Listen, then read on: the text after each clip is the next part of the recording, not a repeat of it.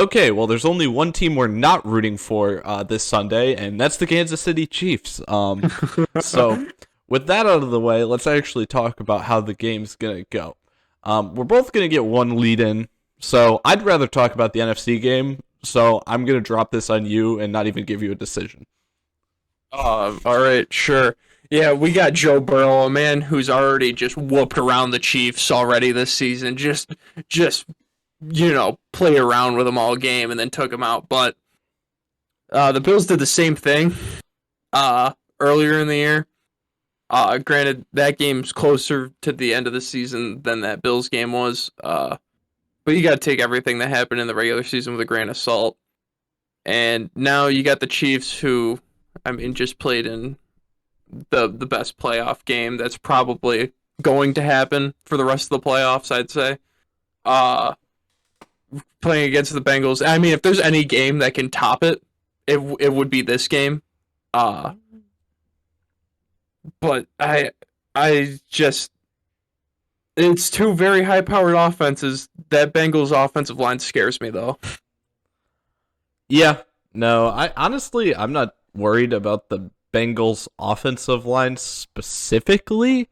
Um, the Chiefs have gotten to 42 points in two consecutive games in the playoffs, and the Bengals put up, what was it, 26, and roughly around the same amount against the Titans, correct? It was in the mid to low 20s, right? So, I mean, with that in mind, they need to score about 18 more points a game to keep up with the Chiefs in terms of their recent weeks. And as you know, I'm always talking about what's happened recently for teams as opposed to what happened a long time ago.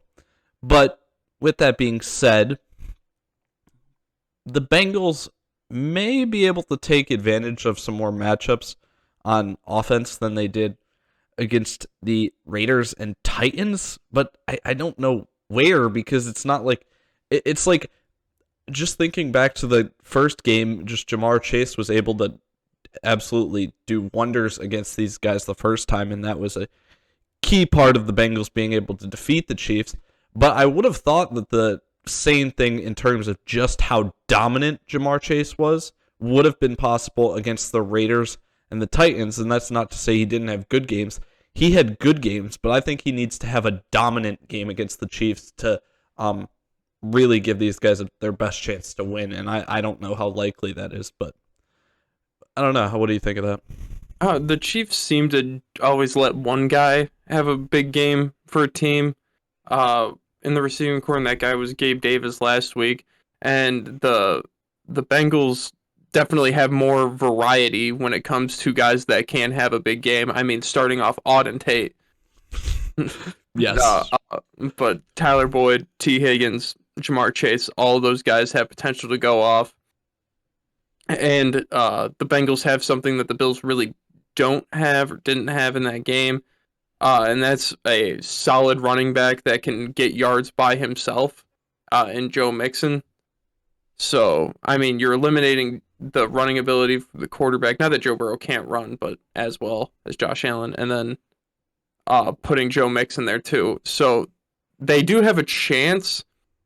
It's just their defense is going to need to get a stop. At least one stop or hold them to a field goal. And then they're going to have to score on every single offensive drive. I don't know. I just really like that you're like, oh man, well the Bengals offense has stuff that the Bills offense doesn't have, as if the offense was really the issue on Sunday. I mean, if you want to talk about that game at all, I'm not going to go in depth on it because I don't care to, but let's just look at points scored, even if we only want to go to the end of regulation, allowing 36 points. Yeah, that's not usually a recipe for success on the defensive side of the ball. So it's probably more important to refer back to the Bengals defense, because I don't think we're going to see something that's very likely them just completely dominating the Chiefs and like winning the game like 55-42, because they literally don't get stopped the entire game. Yeah, the defense, they're going to need guys in the secondary to step up. I mean, they got Jesse Bates III, who is perennially the most underrated safety in the game, and then Chidobe Awuzie, who's also had a good season. But not a lot of other guys there. Uh, yeah, and they got the pass rush up front. You just got to contain Mahomes because we saw what happened last week. When you don't contain him, he still has the ability to take off and run, which it seems like people forget that he can run. It's just because he runs a little goofy. Well, he only ran really in the first quarter. What, Yeah. 90% of his rushing yards come in the first quarter on the first drive? Yeah, but they were letting him get outside of the pocket and make plays. Yeah, I know. I don't really, I don't agree with that element. I think people realize that he can run. I just don't think people care to talk about it as much because they want to magnify his electric abilities, which he's not like running like Michael Vick out there or running anyone over like Josh Allen. So they're more likely to talk about, okay, arm strength, arm angles, and other just willingness to throw passes that no one else would even try to throw, really, except maybe some of the goats of past, like Nate Peterman, or I don't know who else. Just for more Bobby references. Douglas. Yeah, Bobby Yeah, Douglas, yes. Brett Favre. Brett You know, Favre. quarterbacks just that were iconic in NFL history. Those top three names that come to mind, obviously. My Mount Rushmore. Right next to Joe Namath as the fourth. Yeah. Yep. Okay. Yeah. For the Chiefs. Well, what can the Chiefs not do well on the offensive side of the ball? Seemingly nothing at this point. They've, like we said all season, we said, oh, they'd figure it out by the end of the year. And guess what? They figured it out by the end of the year. Shocking. Yeah, no, not really. Really, guess what has to happen on the defensive side of the ball? It's pretty easy. Guys like Chris Jones should be able to dominate the Bengals offensive line, and then whoever else is rushing the passer, I don't even care what their name is. They all should be able to dominate the Bengals offensive line. So if you listen, if the Chiefs have one more than half the amount of sacks that the Titans had on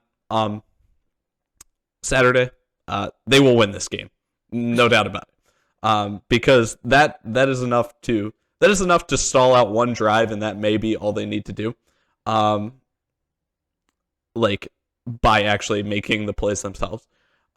Besides that, in terms of secondary, I don't know what's up with Tyrann Mathieu, but honestly, I don't know how much of a difference he really makes. He seems to impact a game every once in a while, but Dan Sorensen's still on the field no matter what. Like they don't want to take him off even if Tyrann Mathieu's in the game. So that liability is always there. The secondary includes a decent amount of liabilities, and the linebackers seem to play all right. So I mean, it really does come down to what the D line can do, because I don't think the other positions will be able to have any huge impact plays. And I'm not expecting Patrick Mahomes to have a interception unless it's a receiver's fault, really, and that's the honest truth. All right. Yeah. Do you disagree with any of that, or no? No, Mahomes hasn't. I mean, he had that stretch just really bad interceptions, but like all of them were like off Tyreek's hands, off Kelsey's hands, off Hardman's hands. All of them were, and you just don't get any real bad throws from him. They're all tipped balls from the receiver. Yeah. So I mean, how confident are you either way in this game? I mean, I feel like the Chiefs are gonna win it. Like that's what I'm really confident in, is like the Chiefs are gonna win it. But I mean, for picks, I picked the Bengals to win in an upset. Just love a good underdog. I'd love to see Joe Burrow go play in a Super Bowl. Yeah. If you think that like I just saw something earlier that's like, oh, like a bunch of people talking about the Bengals at the beginning of the year, like how nobody thinks they're going to be good. And it's like, yes, I was a part of that group, but you have to understand the thing that I still thought was going to be the issue. Still is the issue. They just have a god tier quarterback that is unbelievable, and I should have recognized that, I guess. But also, I figured, hey, he may not survive 2 games behind that line. And then on the other hand, I did not think Jamar Chase was potentially going to be the best receiver in the NFL after 1 season, even though we both thought he was the best receiver in the draft. That was not on our radar, like that was going to happen. So, I mean, those are 2 crazy coincidences. If you think I'm not rooting for the Bengals this weekend, you're insane because, I mean, come on. I'm always rooting for the team that hasn't been there or can do something crazy that we haven't seen in a while. I mean, it's crazy to me. If you told me last season that the Cincinnati Bengals may get to the Super Bowl again before the Buffalo Bills, I would have been so upset. But at this point in time, the Bills are out of it, so I'm 100% in on the Bengals. And with that being said, I feel like there's like a 15% chance they win this game. I'm going to pick the Chiefs, and you've already won the season line, so congratulations to you. I don't know if we want to do an official episode on that later, but yeah, you've won the season picks. I'm going with the Chiefs because I actually think they'll win, but I hope you're correct. And yeah. I don't know. Is there anything that we may be missing that could be the key to the Bengals pulling the upset in this game? And I think I may have just thought of one thing. So if you don't have one, I can give you a second. Well, there's always one metric that, armchair GM and armchair coaches like us just never understand, and you really factor into. That's heart. And I feel like this Bengals team has a lot more heart. They want it more. I mean, yeah. Chiefs have already been here. What are they playing for? Been here twice. Yeah. Been here 2 times in a row. Exactly. The Bengals haven't. The Bengals don't know what's going on, and Joe Burrow seems to think that he can win any game ever.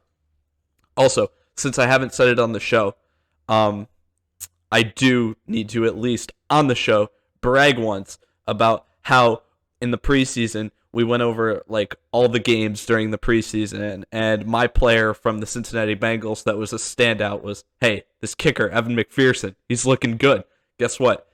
He has looked great this postseason.